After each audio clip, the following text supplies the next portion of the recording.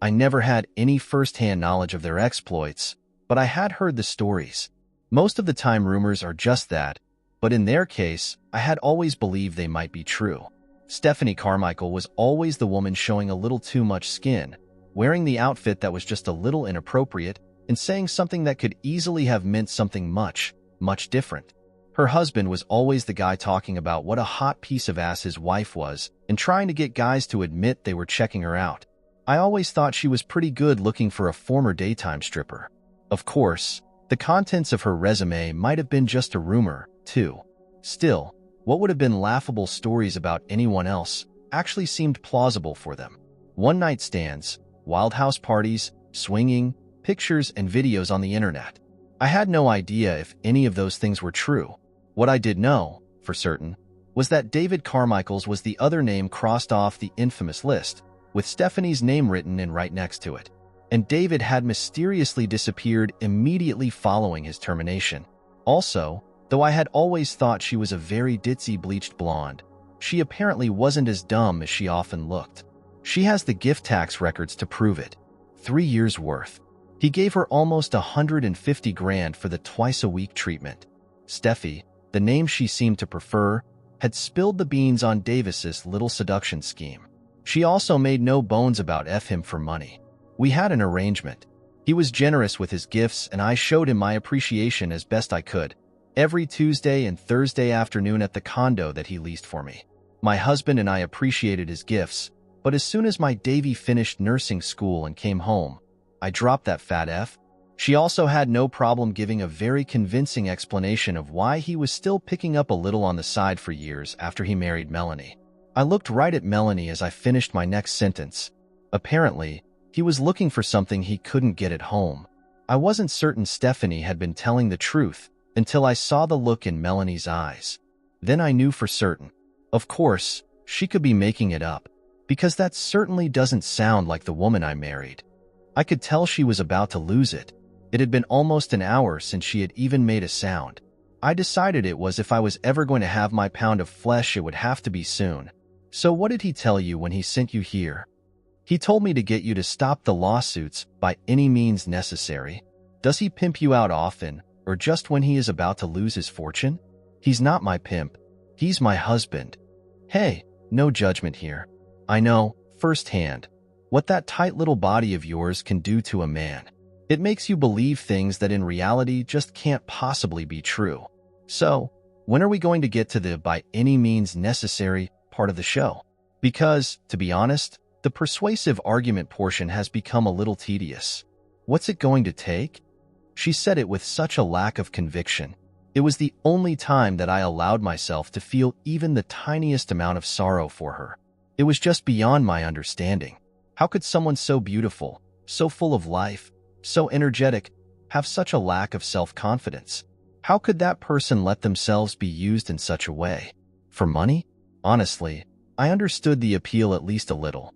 My favorite chair had cost me well over $1,000. When we furnished our first apartment, I am not sure Melanie and I spent that much on everything we owned. So, yeah, it was extravagant. It was also comfortable as shit.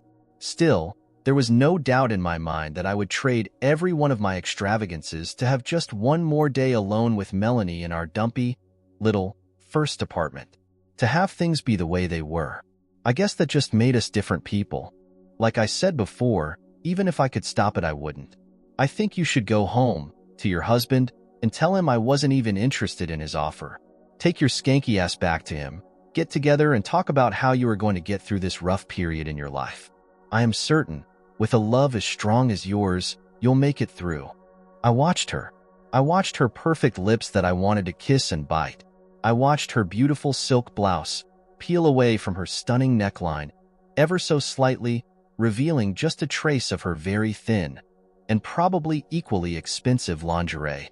It took all my willpower not to rip it from her body, sending buttons flying. But I didn't. After all, soulmates never give up on each other. I waited for the tear, but it never came. Oh, sure. The water built up in her eyes and I thought for one moment she might let it spill over. But she didn't. I had to give her credit, at least for that.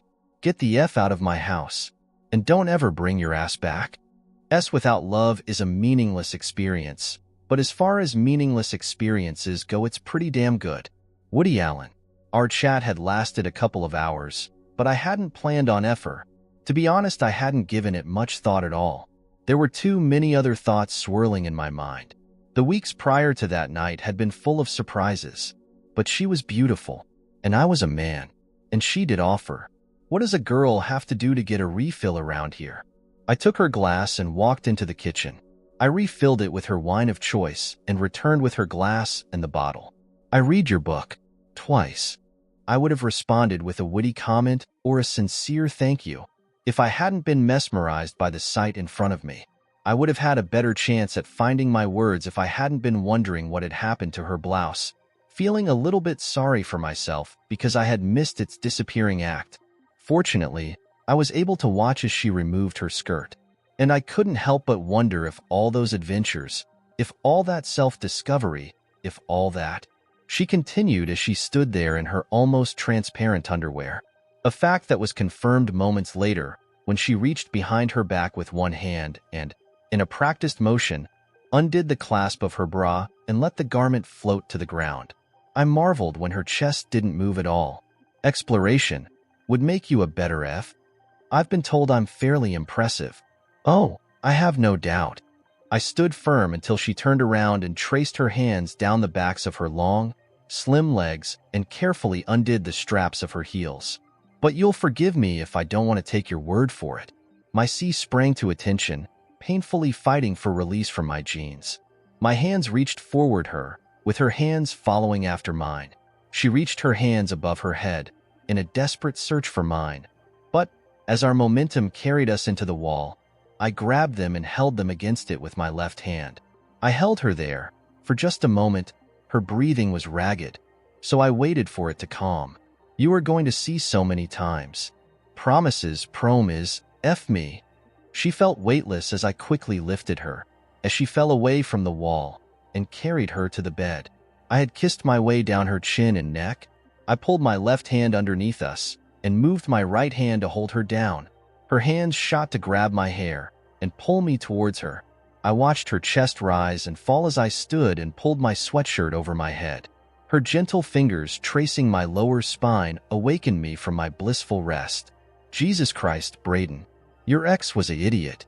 Oh, Julie, you say the sweetest things.